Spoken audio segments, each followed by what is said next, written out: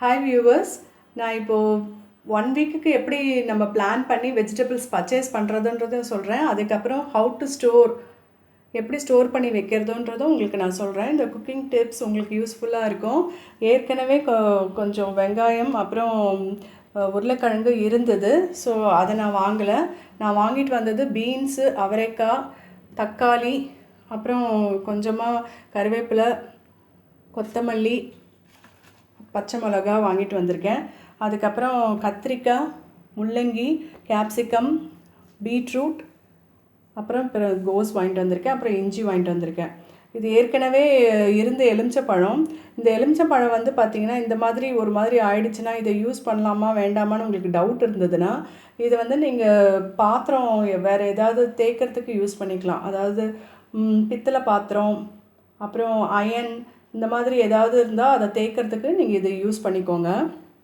பூஜை பாத்திரம்லாம் தேய்க்கிறதுக்கு இது லெமன் வச்சு தேய்ச்சா கூட உங்களுக்கு அழகாக போயிடும்.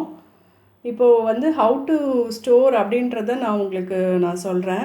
இப்போது ஃபார் எக்ஸாம்பிள் இப்போ நான் எப்போவுமே வந்து தக்காளியை வந்து இந்த மாதிரி ஓப்பன் பேஸ்கெட்டில் அதை வச்சு தான் நான் வந்து ஃப்ரிட்ஜில் வச்சுருவேன்.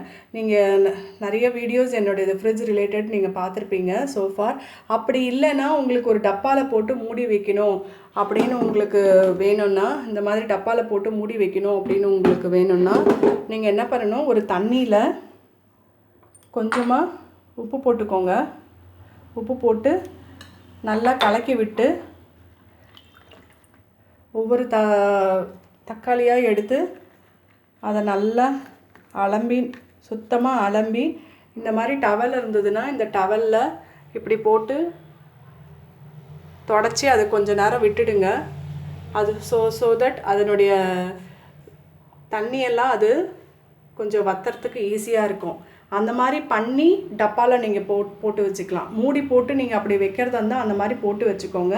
மேலே ஒரு டிஷ்யூ பேப்பர் போடணும், கீழே ஒரு டிஷ்யூ பேப்பர் போடணும் அப்படி வைக்கிறச்ச. இப்போ ஃபார் எக்ஸாம்பிள் இங்கே பாருங்கள். ஆனால் இதெல்லாம் அலசி நம்ம வைக்க முடியாது.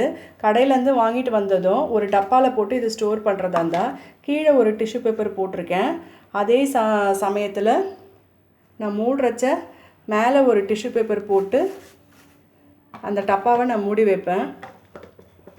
உங்களுக்கு ஸ்டோரேஜ் பர்பஸ்க்கு ரொம்ப ஈஸியாக இருக்கும். அதே மாதிரி பச்சை மிளகா வாங்கிட்டு வந்தீங்கன்னா இந்த காம்பை நீங்கள் எடுத்துடணும். எடுத்துட்டு கீழே ஒரு டிஷ்யூ பேப்பர், மேலே ஒரு டிஷ்யூ பேப்பர் போட்டு இப்படி மூடி நீங்கள் வைக்கணும். அதே மாதிரி தான் கருவேப்பிலைக்கும் மேலே ஒரு டிஷ்யூ பேப்பர் போட்டு இப்படி மூடி வச்சுருங்க. ஃப்ரிட்ஜிலேருந்து நீங்கள் சமைக்கிறச்ச இந்த எந்தெந்த டப்பா வேணுமோ அதை எடுத்துன்னு வந்து வச்சுருங்க, ஒரு ஓரமாக வச்சுருங்க. எவ்வளோ வேணுமோ அதை எடுத்து அலசி நீங்கள் சமைச்சிக்கலாம். அதுக்கப்புறம் பார்த்திங்கன்னா பிளானிங் எப்படின்றத நான் சொல்கிறேன்.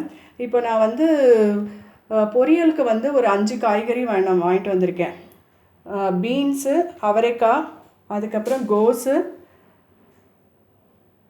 பீட்ரூட், அதுக்கப்புறம் ஏற்கனவே எனக்கு ஆளு இருக்கிறதுனால நான் வாங்கலை. இப்போது இது 5 நாளைக்கு நான் வாங்கிட்டு வந்திருக்கேன். ஏன்னா கிளைமேட் உங்களுக்கு நன்னா இருக்குது, அதனால் ப்ராப்ளம் கிடையாது. நான் அவியல் இந்த வீக் செஞ்சதுனால நெக்ஸ்ட் வீக் நான் செய்ய மாட்டேன். அதனால் காய்கறி கொஞ்சம் கம்மியாக நான் வாங்கிட்டு வந்திருக்கேன். ஸோ அந்த மாதிரி நீங்கள் பிளான் பண்ணிக்கோங்க. இப்போ பார்த்திங்கன்னா குழம்புல போடுற காய்கறி ஒரு 3 வாங்கிட்டு வந்திருக்கேன் நான். சாம்பாருக்கு முள்ளங்கி போட்டுக்கலாம். கேப்சிகம் போட்டு நான் குழம்பு பண்ணுவேன். அது தேங்காய் அரைச்சி விட்டு பண்ணுற மாதிரி கொஞ்சம் ஒரு நாளைக்கு நான் பண்ணிப்பேன். அதுக்கப்புறம் இது வந்து பார்த்திங்கன்னா நீங்கள் வெந்தய குழம்பு இல்லை வத்த குழம்புக்கு இந்த கத்திரிக்காய் போட்டு நீங்கள் பண்ணிக்கலாம். மற்ற நாளில் ஏதாவது எலுமிச்சப்பழம் எக்ஸ்ட்ரா வாங்கிட்டு வந்திருக்கேன், வெரைட்டி ரைஸோ இல்லை புலாவ் ரைஸ் அந்த மாதிரி ஏதாவது பண்ணிப்பேன் நான். ஆனால் உங்களுக்கு பொரியல் 5 நாளைக்கு சேர்த்து வேணும். இப்போது பீட்ரூட் சின்னதாக தான் நான் வாங்கிட்டு வந்திருக்கேன்னா அதில் வந்து இந்த மாதிரி ஊற வச்ச பட்டாணியோ இல்லை அந்த தட்டைப்பயிர்னு சொல்லுவாங்க இல்லையா, காராமணி, அதை நீங்கள் வேக வச்சு அதில் மிக்ஸ் பண்ணிக்கலாம். அப்புறம் இது வந்து சென்னாவும் நான் ஊற போட்டு நான் வச்சுருப்பேன். ஏன்னா உருளைக்கிழங்கு சென்னா ஏதாவது போட்டு ஈவினிங்கில் ஏதாவது சப்பாத்திக்கு சைட் டிஷ் மாதிரி பண்ணுறதுக்கு அது யூஸ்ஃபுல்லாக இருக்கும். இஞ்சி வாங்கிட்டு வந்து இப்படி வச்சுக்கோங்க, கொஞ்சம் அதிகமாக வச்சுக்கிட்டு அதை வந்து சின்ன சின்னதாக கட் பண்ணி ஒரு டப்பாவில் போட்டு நான் வச்சுப்பேன். அதை உங்களுக்கு நான் காமிக்கிறேன். இப்போ இது பாருங்கள், நான் அதை ஃப்ரீசர்லேருந்து எடுத்துகிட்டு வந்தேன். நீங்கள் ஃப்ரெஷ்ஷாக வேணும்னாலும் நீங்கள் வச்சு பண்ணிக்கலாம். இஃப் சப்போஸ் இல்லை ஒர்க்கிங் பர்சனாக இருக்குது எங்களுக்கு ஆனால் இஞ்சி வேணும் அப்படின்னு நீங்கள் நினச்சிங்கன்னா இந்த மாதிரி இஞ்சி வாங்கிட்டு வந்து இந்த மாதிரி பீசஸாக கட் பண்ணி ஃப்ரீசரில் வச்சுட்டிங்கன்னா நீங்கள் சமைக்கிறதுக்கு ஒரு 15 மினிட்ஸ்க்கு முன்னாடி நீங்கள் வெளியில் எடுத்து வச்சிங்கன்னா இது நல்லா நார்மல் கண்டிஷனுக்கு வந்துடும். இதை எடுத்து நீங்கள் யூஸ் பண்ணிக்கலாம். அதே மாதிரி தான் இஞ்சி பூண்டு விழுதும் நான் அரைச்சி வச்சுப்பேன். இப்போது இஞ்சி பூண்டு விழுது எனக்கு தீர்ந்து போச்சு, அதனால் கொஞ்சம் இஞ்சியும் அதிகமாக வாங்கிட்டு வந்திருக்கேன். அதையும் அரைச்சி நான் வச்சுருவேன். ஸோ இந்த டிப்ஸ் உங்களுக்கு ரொம்ப யூஸ்ஃபுல்லாக இருந்திருக்கும்னு நான் நினைக்கிறேன். இதே மாதிரி நீங்களும் பிளான் பண்ணிக்கோங்க.